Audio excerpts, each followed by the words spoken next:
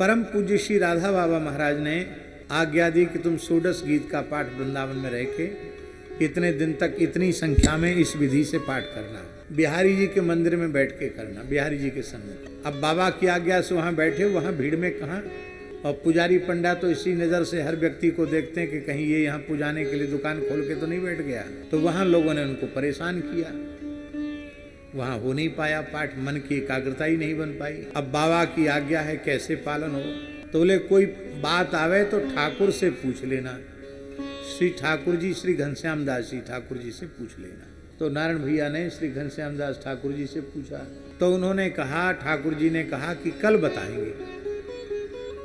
सवेरे उन्होंने फिर दर्शन किया, आज्ञा करो ठाकुर जी। बोले बाबा ने आज्ञा दे दी है कि तुम जिस कमरे में रहते हो उसी कमरे की किसी भी दीवार को बिहारी जी के गर्भगृह की दीवार मान करके, बिहारी जी सुन रहे हैं ऐसा भाव करके सुनाओ। समाधान तो बहुत अच्छा हो गया। जहाँ व्यक्ति निवास करता है, जिस आसन पर बैठकर साधन करता है, वहीं कोई कह दे, नियम बता दे तो बड़ी सुविधा है। तो उन्होंने कहा आपने समाधान तो हमारा कर दिया, लेकिन ठाकुर जी क्षमा करना, उस समय मोबाइल का जमाना तो था नहीं कि मोबाइल करके पूछ लिया हो।